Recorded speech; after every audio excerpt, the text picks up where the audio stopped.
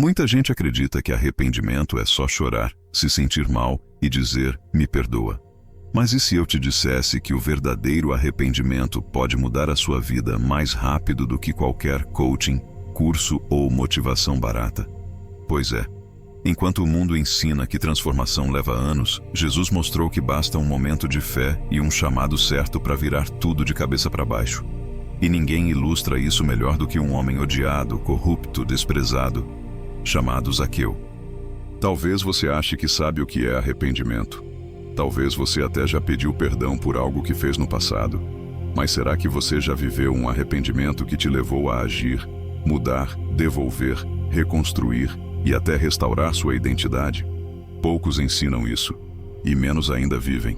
Esse vídeo vai te mostrar a jornada real de alguém que passou da vergonha à salvação, e como isso pode acontecer com você também.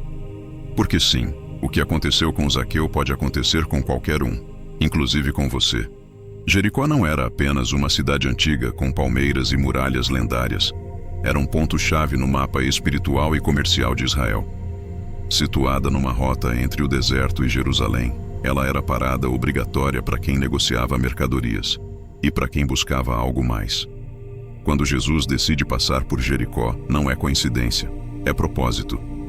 Ali, ele cruza o caminho de pessoas que vivem entre o sagrado e o secular, entre o barulho do comércio e o silêncio da alma.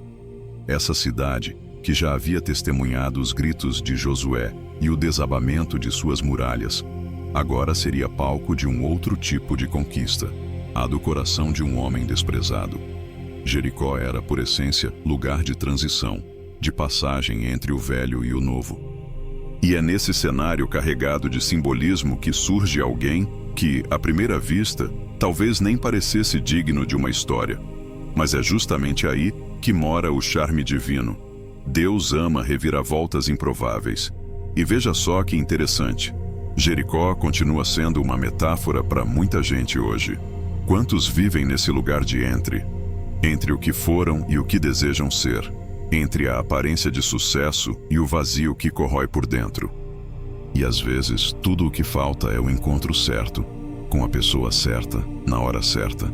Foi assim com Zaqueu. E talvez esteja prestes a ser assim com você também. Zaqueu não era só mais um nome no meio da multidão. Ele era o tipo de homem que todos apontavam, mas ninguém queria por perto. Como o maioral dos publicanos, carregava o peso de ser visto como traidor, judeu que trabalhava para o Império Romano, cobrando impostos abusivos dos seus próprios irmãos. Era como se ele tivesse trocado a honra pela ambição. E ainda por cima, ficou rico com isso. O que só tornava sua reputação ainda pior. A sociedade o via como impuro, intocável, descartável. As pessoas talvez sussurrassem ao vê-lo passar, cruzando os braços em sinal de desprezo. E aqui entra algo que poucos percebem. Zaqueu era prisioneiro de sua própria escolha, mas também das etiquetas que a sociedade colou nele.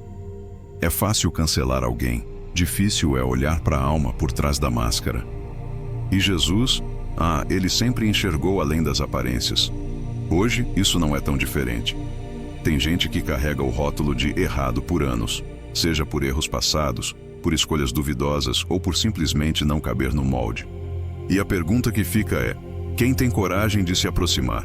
De tratar com dignidade aquele que o mundo decidiu ignorar? É nesse clima de rejeição silenciosa que algo poderoso está prestes a acontecer, e tudo começa com uma busca. Não é à toa que o texto diz: Zaqueu procurava ver quem era Jesus.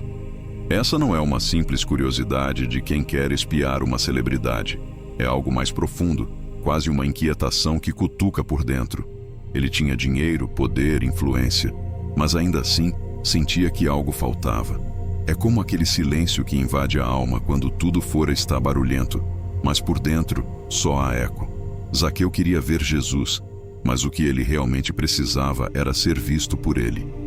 E é aí que a busca se transforma num chamado. Porque só busca quem sente fome, e só sente fome quem percebe o vazio.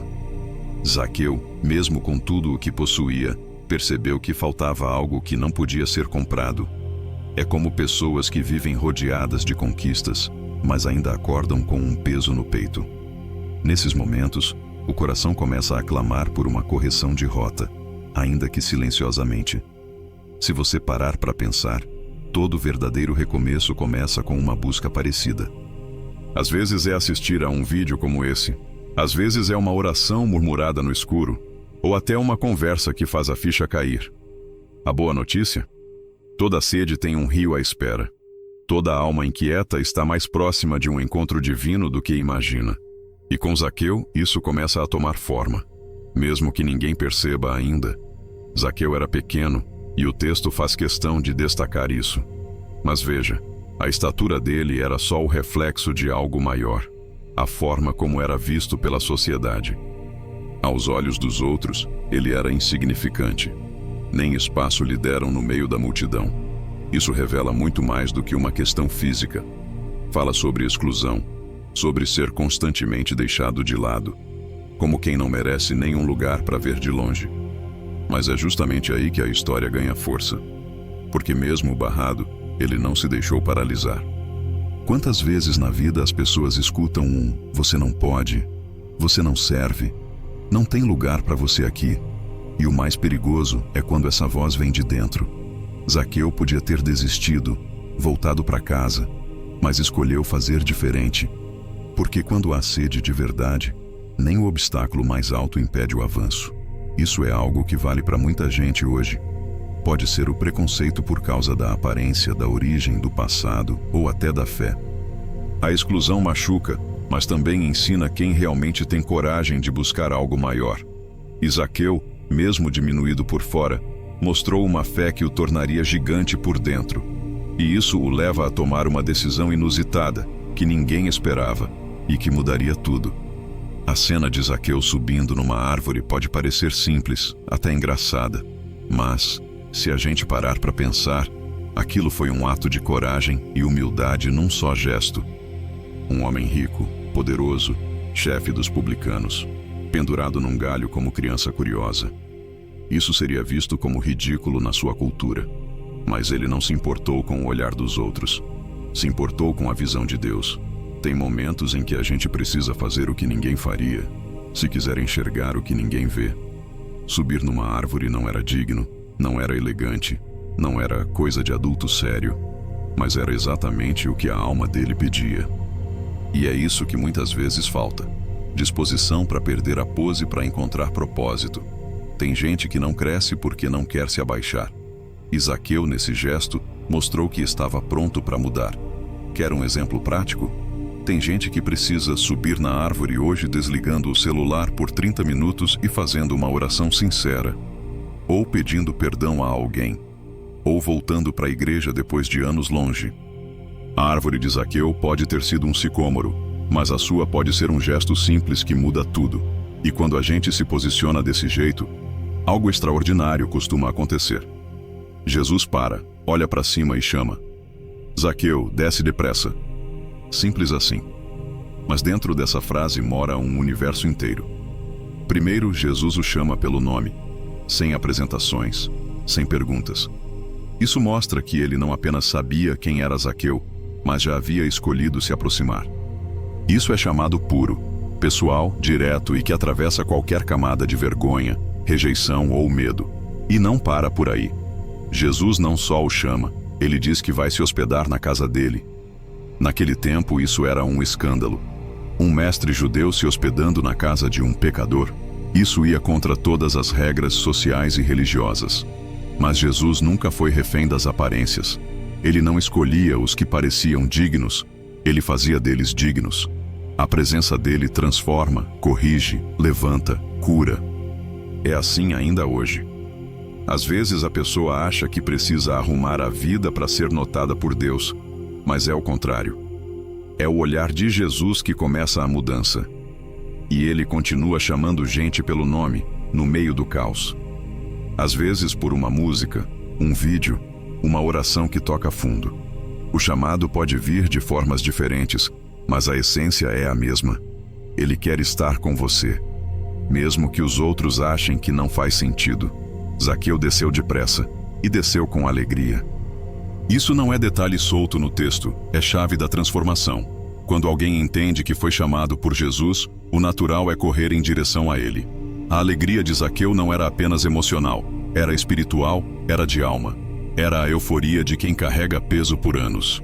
E de repente, sente o alívio de ser visto, aceito e amado. E ele não só se alegra, ele abre sua casa. A hospitalidade aqui vai além da boa educação. É um sinal claro de que algo dentro dele já começou a mudar. Ele, que antes vivia afastado, agora convida Jesus para dentro do espaço mais íntimo da sua vida. Abrir a casa era, simbolicamente, abrir o coração. Quem já passou por uma transformação verdadeira sabe, a gente quer dividir com Deus tudo o que é nosso. Quer trazer isso para a prática? Pense em formas reais de abrir a porta hoje. Pode ser reservar um tempo diário para oração, ou mudar o ambiente da sua casa, criando um espaço de leitura bíblica com a família. Pode até ser mandar uma mensagem para alguém que você sabe que precisa ouvir de Deus. Porque a alegria verdadeira transborda. E quando Jesus entra, ele nunca fica só na sala de visita. Mal Jesus decide entrar na casa de Zaqueu, a multidão começa a murmurar. Ele se hospedou com um pecador, diziam. É o tipo de frase que revela mais sobre quem fala do que sobre quem é falado. A multidão representava uma fé aparente, cheia de regras, mas vazia de graça. É aquela religiosidade que se preocupa mais com o escândalo do outro do que com a própria falta de amor. E isso ainda é tão atual, não é? Muita gente carrega a Bíblia debaixo do braço, mas carrega também julgamento nos olhos. Quando alguém se aproxima de Deus, em vez de celebrarem, criticam. É mais fácil apontar o dedo do que estender a mão. Mas Jesus, com seu gesto, ensina. A fé de verdade é inclusiva, é transformadora e não escolhe com base no passado, escolhe com base no propósito.